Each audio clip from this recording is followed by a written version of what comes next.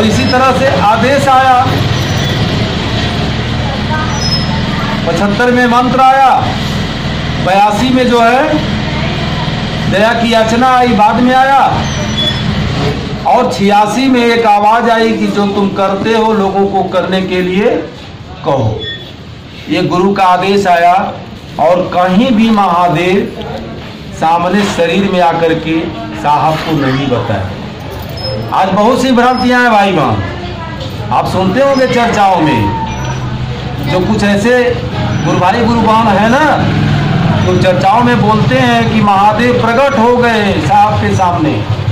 हम लोग सुने हैं तब बता रहे, प्रकट हो गए, महादेव ने कहा बोलो क्या चाहिए। अब महादेव तो इस तरह की चर्चाएं लोग करते हैं, मैंने बिना जानकारी के। बताइए, साहब ने इतना सरल चीज दिया और उसको लोग जो है इतना कठिन बना दिए। महादेव प्रकट हो गए और कहा कि क्या चाहिए, तो साहब ने कहा कि जगत का कल्याण चाहिए। ऐसा कुछ नहीं भाई बहन। पहला व्यक्ति मैं था जब पटना में साहब रहते थे, तो ऐसे ही साहब बैठते थे, ऐसे ही हम लोग यहाँ बैठते थे। तो मैंने साहब से एक बार पूछा था, एक बार कैसे कि उस समय जो पुरानी बहनें हैं वो जानती होगी कि जब चर्चा होती थी तो क्या दशा थी, इतनी भूतखेली, इतना मतलब प्रेत बाधा, इतनी व्यस्तता थी, इतना मतलब क्या नहीं होता था। हम लोग एकदम डर जाते थे, कैसी चर्चा करेंगे। किसी के ऊपर महादेव आके खड़े प्रकट हो गए, किसी के ऊपर भगवती आके खड़ी हो गई, इस तरह की भाव मतलब समस्याएं सामने थी। तो मन बड़ा विचलित होता था, बड़ा डर लगता था, अरे ये क्या करें हम लोग। प्रेत आकर की तरह मैं महादेव हूँ, अब ला उत्तर दीजिए, अब उत्तर दीजिए। बड़ी बड़ी समस्याएं थी। तो इस समस्याओं को लेकर के हम गए थे। हम लोग तो 2-3 आदमी हम लोग थे चंदौली से। हम थे एक बबलू जी बनारस वाले, जो पुरानी बहनों जानते होंगे, नए लोग नहीं जाने, बनारस के, और एक राजू जी सासाराम। 3 आदमी हम लोग जाते थे साहब के यहाँ शुरुआत में पटना में। तो साहब से मैंने पूछा था कि सर महादेव किस रूप में आपको मिले। जैसे कि जो रूप यहाँ दिखता है हम लोग को क्षेत्रों में, किसी के ऊपर महादेव आ जाते हैं, किसी के ऊपर भगवती आ जाती है, तो सर महादेव आपको किस रूप में मिले। तो जानते हैं साहब ने क्या उत्तर दिया। साहब ने कहा महादेव किसी रूप में मुझे नहीं मिले, एक आवाज़ आई थी और वह आवाज़ इतनी कठोर थी कि जैसे लगे कि कान का पर्दा फट जाएगा। और फिर उस आवाज़ में इतनी मधुरता थी कि जैसे लगा कि एकदम अमृत का रस घोल दिया गया। इतना कठोर आवाज़ और इतनी मधुर आवाज़, बताइए दोनों के बीच कैसा रहा होगा आवाज़। साहब कहते कि उस शरीर में महादेव नहीं आए थे, वो इनका रूप ही नहीं था। और जो कह रहे हो कि किसी के शरीर पर महादेव आ जाए, अरे वो पावर हाउस है। पावर हाउस एक बल्ब पर आ जाए तो क्या होगा उसका। महादेव किसी के शरीर पे नहीं आ सकते, जल जाएगा आदमी। आता है कौन, साहब कहते आता है कौन, लुच्चा लफंगा। साहब कहते हैं बढ़िया आदमी आपके घर आएगा तो आपके आदेश लेकर के आएगा। बढ़िया आदमी आपके यहाँ आएगा ना तो दरवाजा खटखटाएगा, आप बाहर आएंगी, आपसे कहेगा, परिचय बताएगा, तब आपके घर प्रवेश करेगा। और लुच्चा लफंगा आएगा, चोर डकैत आएगा तो आपसे पूछेगा नहीं, वो दीवार डाक करके चला जाएगा। तो साहब कहते हैं कि महादेव को रहने के लिए माने जगह आपकी शरीर रह गई है, शरीर पे महादेव आएंगे, ऐसा नहीं है। महादेव इतना पवित्र है, सत्यम शिवम सुंदरम उनको कहा गया है, वह महादेव किसी के शरीर पे नहीं आ सकते हैं और बिना अनुमति के नहीं आएंगे, क्योंकि महादेव को संतों का संत कहा गया है। महासंत है वह, संत सृष्टि उन्हीं की है। महादेव ऐसे नहीं आ सकते हैं। हाँ, लुच्चा लफंगा प्रेत, भूत प्रेत ये आपके पास आ सकता है, आपका मन कमजोर है, आप पे हावी हो सकता है, वो कह देगा कि महादेव मैं हूँ। हम लोगों ने कहा कि हाँ सर आता है, किसी के शरीर पे आता है तो कहता है कि मैं महादेव।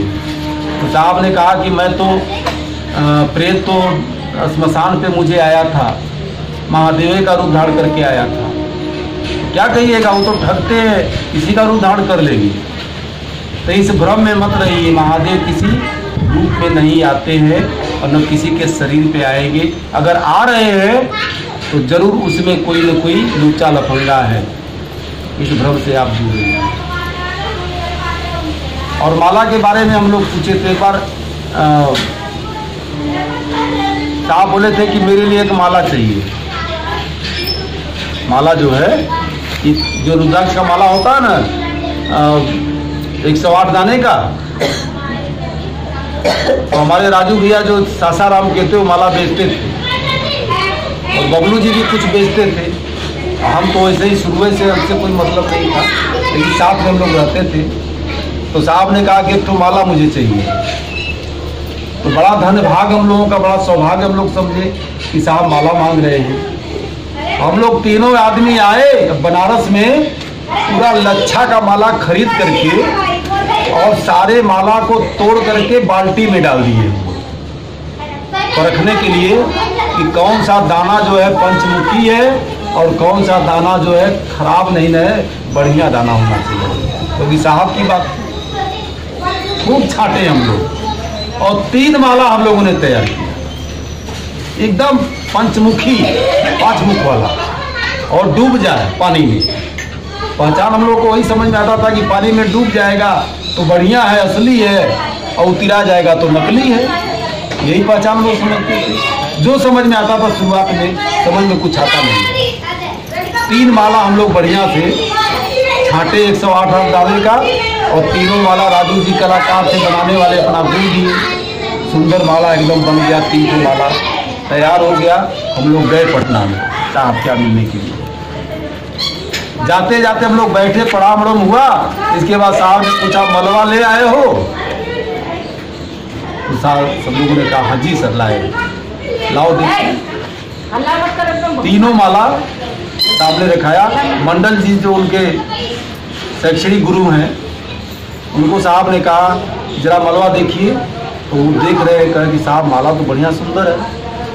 तब साहब ने कहा कि जो मुझे महादेव ने माला दिया है, जरा वो माला ले आइए। तो ये सौभाग्य मिला था भाई बहन को।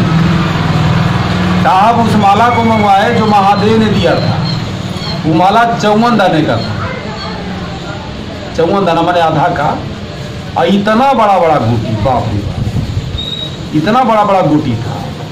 और एकदम आंखें नहीं टपड़ता था उस पर, एकदम काला नाक की तरह चम चम चम, उस पर आंख नहीं टिकती थी, एकदम चमाचम चमकता था वो माला। और वो माला आया, हम लोग हाथ से उसको छुए, बड़ी वजन माला था। साहब ने कहा कि देखिए ये महादेव ने मुझे दिया है। हम लोग देखे, यानी 54 दाने का माला, इतना वजनी था वो, और इतना चमक रहा था भाई बहन कि क्या कहा जाए। इसके बाद साहब ने कहा कि 3 माला बढ़िया है, 3 माला को रखिए।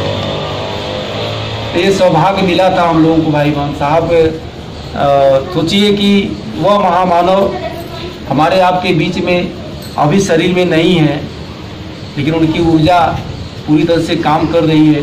अभी हम लोग संगोष्ठी में गए थे, साहब के समाधि की बात हो रही थी, तो कुछ लोगों ने समाधि बनाने की बात भी कही। और क्षेत्रों में जब हम लोग आए तो बहुत तरह की बातें भी लोग कर रहे हैं कि समाधि बनाने की क्या ज़रूरत है, ये है वो है, तमाम तरह की लोग बातें कर रहे हैं। तो समाधि बनने के पीछे एक कारण है। समाधि क्यों बनना चाहिए, क्यों जरूरी है, इसके पीछे एक बहुत बड़ा कारण है भाई। बरखा दीदी का आज ही हम एक चर्चा सुने हैं समाधि पर ही। दीदी बोल रही थी।